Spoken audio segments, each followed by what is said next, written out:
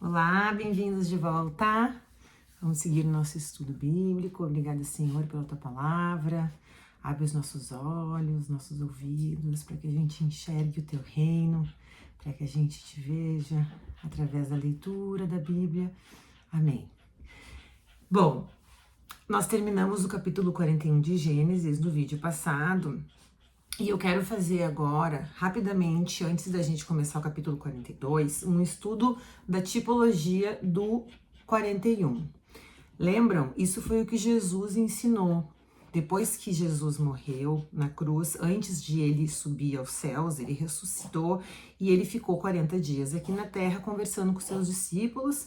E uma dessas conversas, elas constam de Lucas 24, a partir do versículo 25, e ele diz para os seus discípulos, os discípulos estavam comentando que estavam tristes porque o seu Messias tinha morrido. Então ele disse: como vocês custam a entender e como demoram a acreditar em tudo que os profetas falaram? Não devia o Cristo sofrer essas coisas para entrar na sua glória? Então Jesus estava dizendo, isso não tinha que acontecer, isso não estava escrito, vocês não leram isso na Bíblia? E aí, no verso 27 diz, e começando por Moisés e todos os profetas, explicou-lhes o que constava a respeito dele em todas as escrituras. Meus cachorros. Então, vamos lá. Inclusive, Paulo fez isso. Acho um exemplo importante da gente saber que existe aqui na Bíblia e que isso é, então, indicado que seja feito. Claro, a gente deve fazer isso com moderação e não por nós mesmos. Até podemos fazer isso, mas a gente tem que ter moderação. A gente tem que encontrar realmente paralelos fortes. E esses paralelos que eu vejo aqui não são, nenhum deles foram minha visão pessoal. Eu estudei vários teólogos que apontam essas semelhanças, não são na minha cabeça. E Paulo fez isso, por exemplo, em Romanos 5, no verso 14, olha o que ele disse: todavia a morte reinou desde o tempo de Adão até o de Moisés, mesmo sobre aqueles que não cometeram pecado semelhante à transgressão de Adão. Aí, vírgula, o que ele diz? Falando de Adão, o qual era um tipo daquele que haveria de vir. Então, Paulo faz muito essa ligação de Adão e Jesus, como Jesus sendo o segundo Adão, né? Então, rapidamente, o que nós vimos de tipologia? O que a gente vê no capítulo 41 de Gênesis que aponta para o nosso Senhor Jesus, que aponta para a natureza do nosso Messias? Então, ali nos versos 33 a 39, a gente vê que depois de interpretar os sonhos de Faraó, José aconselha o Faraó sobre o que fazer. Lembra? Ele diz, seria importante que tu nomeie alguém que seja sábio para administrar o Egito, que tu nomeie supervisores, né, que vão guardar 1/5 das colheitas. E esses conselhos dados impressionaram o Faraó por conta da sabedoria, né, contida nesses conselhos, e fizeram com que então o Faraó nomeasse José governador do Egito. E o antítipo disso, que é quando a gente encontra então o reflexo dessas sombras do Velho Testamento, quando a gente encontra a realidade no Novo Testamento, que é o antítipo. Então, no Velho Testamento a gente vê as sombras, no Novo Testamento a gente vê a realidade. Então, o antítipo dessa circunstância que eu li é Mateus 13, 54. As pessoas comentando sobre Jesus, né? Dizendo, chegando à sua cidade, Jesus começou a ensinar o povo na sinagoga. Todos ficaram admirados e perguntavam, de onde lhe vem essa sabedoria e esses poderes miraculosos? Não é este o filho do carpinteiro? Então, Jesus, assim como José, apresentava nas suas palavras sabedoria, né? Um outro tipo que nós encontramos no 41, no capítulo 41, verso 40, é que José é exaltado, né? Então, o faraó diz ali no verso 40 que todo o Egito obedeceria às ordens de José. Então, José passou da condição de servo para a condição de governador. E o antítipo dessa circunstância a gente encontra em Filipenses 2. a partir do verso 4, diz assim, vai narrando então essa circunstância de Jesus ter sido servo e depois ter sido exaltado, né, por Deus. Então diz assim, cada um cuide não somente dos seus interesses, mas também dos interesses dos outros. Seja a atitude de vocês a mesma de Cristo Jesus, que, embora sendo Deus, não considerou que o ser igual a Deus era algo que devia apegar-se, mas esvaziou-se a si mesmo, vindo a ser servo, tornando-se semelhante aos homens. E sendo encontrado em forma humana, humilhou-se a si mesmo e foi obediente até a morte e morte de cruz. Por isso Deus o exaltou à mais alta posição e lhe deu o nome que está acima de todo nome, para que ao nome de Jesus se dobre todo joelho no céu, na terra e debaixo da terra, e toda língua confesse que Jesus é o Senhor, para a glória de Deus Pai. Então, uma semelhança na trajetória de José e de Jesus. Nós vamos encontrar várias. Um outro tipo que nós encontramos aqui no capítulo 31 foi que os egípcios, aqui representando os não hebreus, os não judeus, então os egípcios, eles reconhecem José como governador antes dos irmãos de José, porque quando ele é nomeado governador do Egito, o faraó determina que todo mundo vai ter que se submeter ao governo de José. Então, os egípcios aqui representando a nós, né, que somos os gentios, então aceitando, né, o governo de José, assim como nós, gentios, aceitamos o governo do Senhor Jesus. E a gente encontra o paralelo disso em João 1, que diz, a partir do verso 11, falando de Jesus, né? Veio para o que era seu, para os judeus, né? Mas os seus não o receberam. Contudo, aos que o receberam, a nós, né? Aos que creram em seu nome, deu-lhes o direito de se tornarem filhos de Deus. Então, Jesus nos tornou seus irmãos e filhos de Deus, né? Mas a gente já viu que os judeus irão eventualmente reconhecer Jesus como Messias, e isso se encontra lá em Ezequiel 36. Então esse foi o tipo do capítulo 41 de Gênesis, suas semelhanças com a trajetória do nosso Senhor Jesus. Agora vamos começar a leitura do 42, e depois que a gente terminar a leitura do 42, nós vamos ver também as semelhanças entre essa história de José com a história de Jesus. A gente pode, inclusive, durante a leitura, tentem identificar algumas semelhanças entre José e Jesus. Depois a gente vai ver quais são, mas tentem fazer esse exercício tentando lembrar da história de Jesus que a gente conhece na Bíblia, como ela tem semelhanças aqui com José. Então vamos começar a leitura do 42, capítulo 42. Quando Jacó soube que no Egito havia trigo, disse a seus filhos, por que estão aí olhando uns para os outros? Então, lembram, José tinha previsto 7 anos de fartura e 7 anos de fome. Então, já estamos na fome. E Jacó pergunta para os filhos, por que vocês estão parados aqui? Vão lá comprar comida, porque a gente vai ver em seguida que é o que os outros habitantes de Canaã estavam fazendo. Eles estavam indo ao Egito comprar comida, porque a fome havia se alastrado por toda a região de Canaã. Também, igualmente, como havia se alastrado na região do Egito. E aí ele pergunta, por que vocês estão se olhando? Então a gente percebe, só por essa frase, só por essa pergunta, que os filhos de Israel, eles tinham um problema com o Egito. A palavra Egito já lembrava eles daquilo que eles haviam feito com o seu irmão.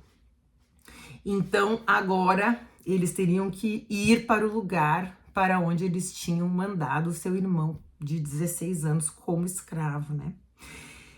Então, seguimos. Jacó disse ainda, ouvi dizer que há trigo no Egito, desçam até lá e comprem trigo para nós, para que possamos continuar vivos e não morramos de fome. Assim, 10 dos irmãos de José desceram ao Egito para comprar trigo. Jacó não deixou que Benjamim, irmão de José, fosse com eles, temendo que algum mal lhe acontecesse. Então, Benjamim, que era o irmão de José por parte de pai e de mãe, lembram, José e Raquel tiveram 2 filhos. Benjamim foi o último, foi durante o parto que ela inclusive faleceu. E ele substituiu no coração de Jacó José como sendo o filho preferido. E aqui a gente vê novamente ele tratando o filho mais novo, assim como ele havia tratado José, com preferência em relação aos demais, né? Então ele disse, vão lá comprar trigo, mas o Benjamim não vai. Mas e então, será que eles vão sentir a mesma coisa em relação a Benjamim? Será que eles mudaram? Isso tudo a gente vai ver agora, e essas perguntas provavelmente passaram pela cabeça de José, como a gente vai ver. Então, Jacó não deixou que Benjamim, irmão de José, fosse com eles, temendo que algum mal lhe acontecesse. Os filhos de Israel estavam entre outros que também foram comprar trigo por causa da fome na terra de Canaã. Então aqui a Bíblia nos conta que várias pessoas estavam fazendo isso, não era somente a família de Israel que estava fazendo. Por isso que ele olhou para os filhos e disse, tá aí, vocês estão vendo que as pessoas estão indo, vocês não vão? Então, seguimos. José era o governador do Egito e era ele que vendia trigo a todo o povo da terra. Ele que fazia, então, a distribuição, ele que coordenava tudo, né? Por isso, quando os irmãos dele chegaram, curvaram-se diante dele, rosto em terra. Aqui o primeiro sonho de José se concretizou, né? José reconheceu os seus irmãos logo que os viu, mas agiu como se não os reconhecesse e lhes falou asperamente. De onde vocês vêm? Responderam eles, da terra de Canaã, para comprar comida. José reconheceu os seus irmãos, mas eles não o reconheceram. Alguma semelhança?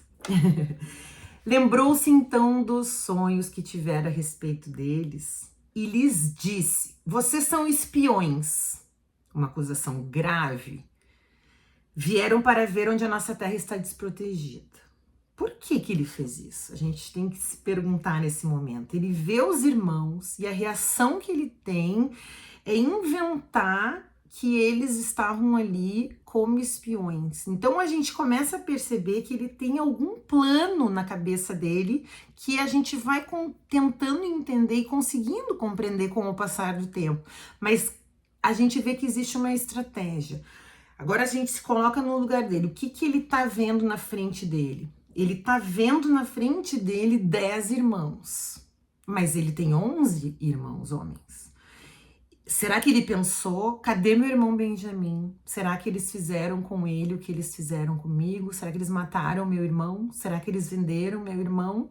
Então eu acho que nesse momento ele deve ter se preocupado, porque alguma coisa, alguma estratégia ele está montando aqui. Então, pode ser que seja para descobrir o que aconteceu com o Benjamim. Vamos ler o capítulo e vocês veem o que vocês acham. É uma opinião minha, mas não, a Bíblia não fala claramente, mas vamos continuar, vamos ver o que vocês acham. Então, seguimos. Então, eles respondem, os irmãos, não, meu senhor, não somos espiões. Teus servos vieram comprar comida. Aí eles começam a falar, ficam nervosos e começam a falar. Todos nós somos filhos do mesmo pai, somos irmãos, né? Teus servos são homens honestos e não espiões. Mas José insistiu, não, vocês vieram ver onde a nossa terra está desprotegida. E eles disseram, teus servos eram 12 irmãos, todos filhos do mesmo pai na terra de Canaã. O caçula está agora em casa com o pai, Benjamim. E o outro já morreu. O outro que estava falando com eles, né? José tornou a afirmar, é como lhes falei, vocês são espiões. Vocês serão postos à prova. Juro pela vida do faraó que vocês não sairão daqui enquanto seu irmão caçula não vier para cá. Por isso eu pensei que a estratégia dele, de José, foi recuperar o seu irmão, ou saber o que aconteceu com aquele irmão, que era o irmão da mesma mãe e do mesmo pai que José. Então ele continua, José: mandem algum de vocês buscar o seu irmão, enquanto os demais aguardam presos. Assim, ficará provado se as suas palavras são verdadeiras ou não. Se não forem, juro pela vida do faraó que ficará confirmado que vocês são espiões. E os deixou presos 3 dias. No terceiro dia, José lhes disse. Então deixou eles lá 3 dias em pânico, pensando no que eles iam fazer.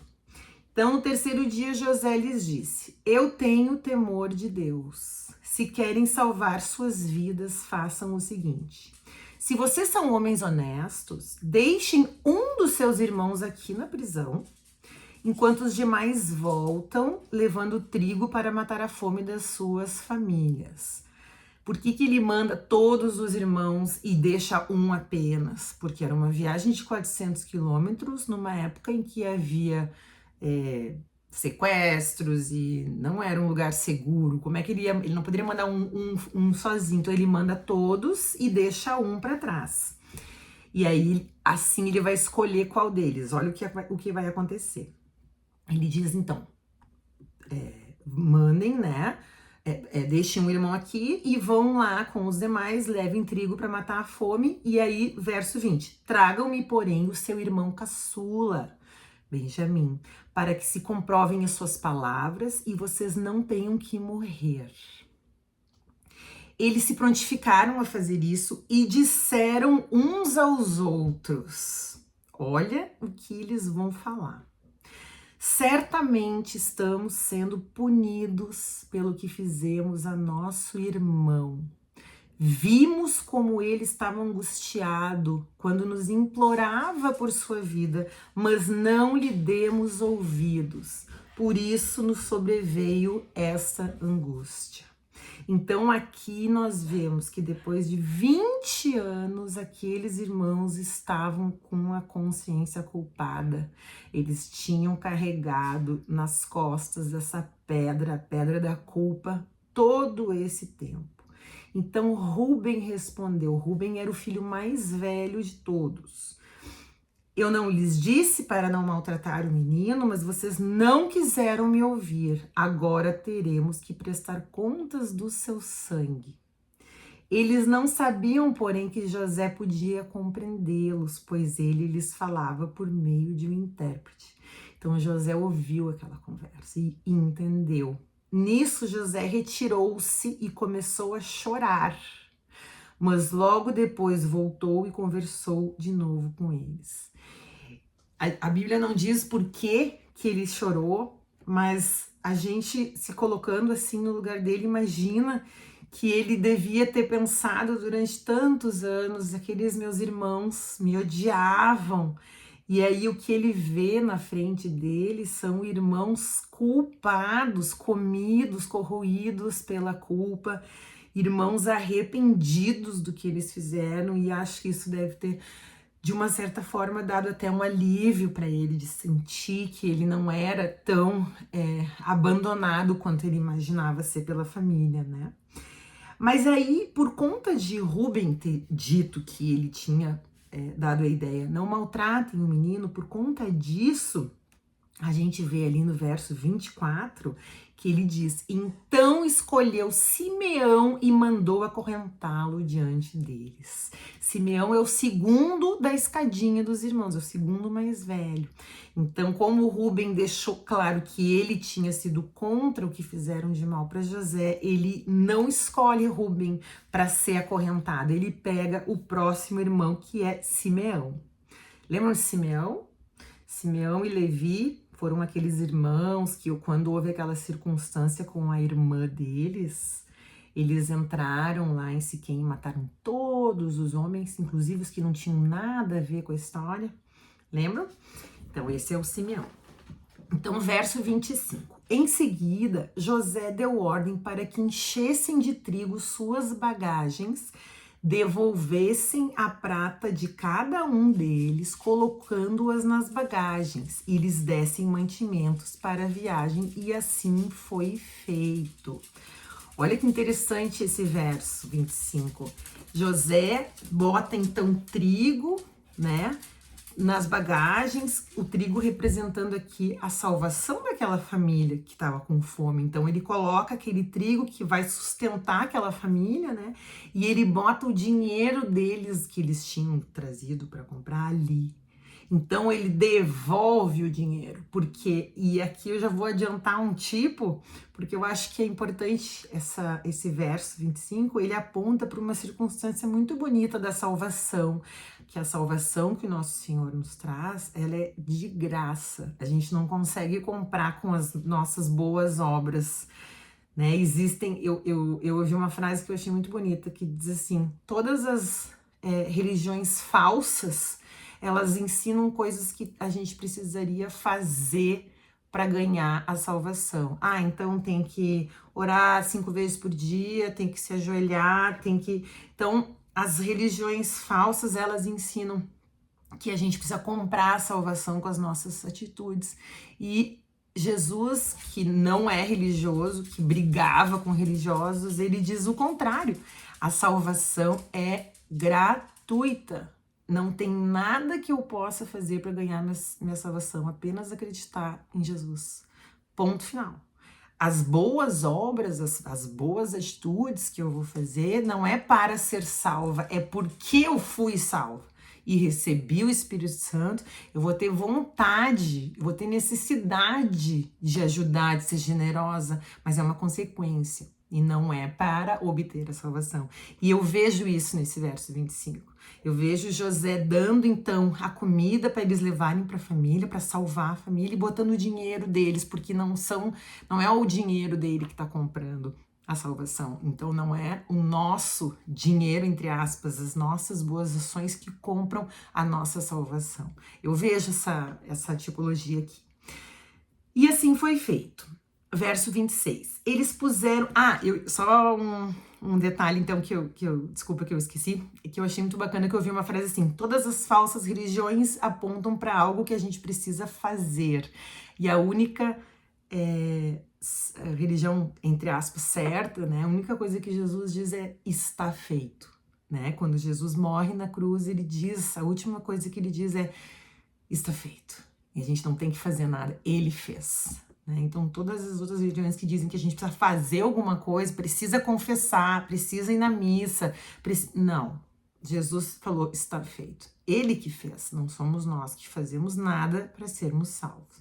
A gente vai ter boas ações para se apropriar do reino, para se apropriar das coisas que estão disponíveis. Mas isso é uma conversa para outro dia. Então, vamos lá. Eles puseram a carga de trigo sobre os seus jumentos e partiram. No lugar onde pararam para pernoitar, um deles abriu a bagagem para pegar forragem para o seu jumento e viu a prata na boca da bagagem. E disse a seus irmãos, devolveram a minha prata, devolveram o meu dinheiro. Está aqui minha bagagem. Seus corações se encheram de pavor e tremendo disseram uns aos outros, o que é isso que Deus fez conosco? Isso aqui exemplifica muito a mentalidade de uma pessoa culpada. Em vez de dizer, olha que legal, que maravilha, botaram nosso dinheiro de volta, como Deus é bom. Não, o que fizeram com a gente? Entraram em pânico. Isso é a culpa.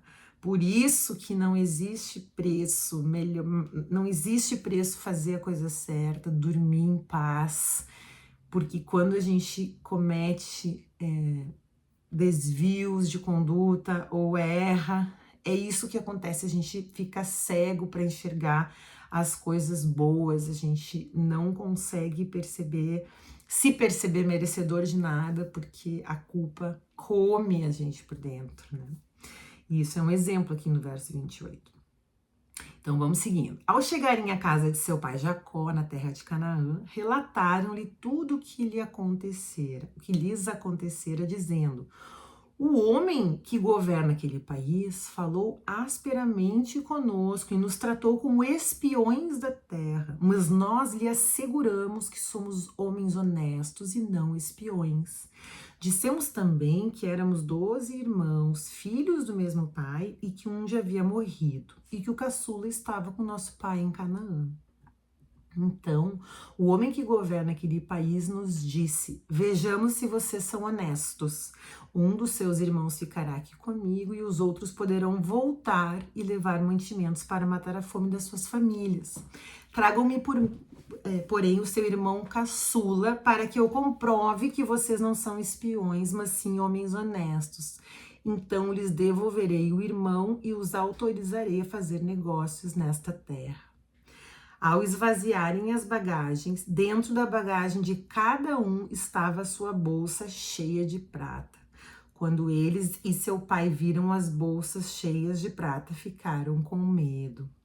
E disse-lhe seu pai Jacó: vocês estão tirando meus filhos de mim. Já fiquei sem José, agora sem Simeão, que ficou lá no Egito, e ainda querem levar Benjamim. Tudo está contra mim. Então Rúben disse ao pai: pode matar meus 2 filhos se eu não o trouxer de volta. Deixa-o aos meus cuidados e eu o trarei. Como assim? Que proposta absurda é essa, né? Mas o pai, isso mostra, né, o coração deles, como estava precisando ser reformado no mínimo, né? Mas o pai respondeu: meu filho não descerá com vocês, falando do Benjamim, que era o mais novo. Seu irmão está morto e ele é o único que resta. Benjamim é o único que resta. Podia ter completado a frase, né? Ele é o único que resta da minha esposa falecida, Raquel. Aí tudo bem, faria sentido. Agora, dizer desse jeito, parece que os outros filhos não são importantes. Então, Jacó machucava seus filhos com essas coisas, né? Se qualquer mal lhe acontecer na viagem que estão por fazer, vocês farão esses meus cabelos brancos descerem à sepultura com tristeza. E aí, nós ficamos por aqui. O que a gente vê, então, nesse capítulo 41, é uma estratégia que José está usando, parece que para recuperar o seu irmão. E, olha, essa história é mais inusitada que uma novela. Muitas coisas vão acontecer aqui e elas vão mudando o coração dos filhos de Jacó. A gente vai ver isso. E aí, no próximo vídeo, a gente continua, primeiro vendo a tipologia desse capítulo e depois indo para o capítulo 43. Fique com Deus. Era isso.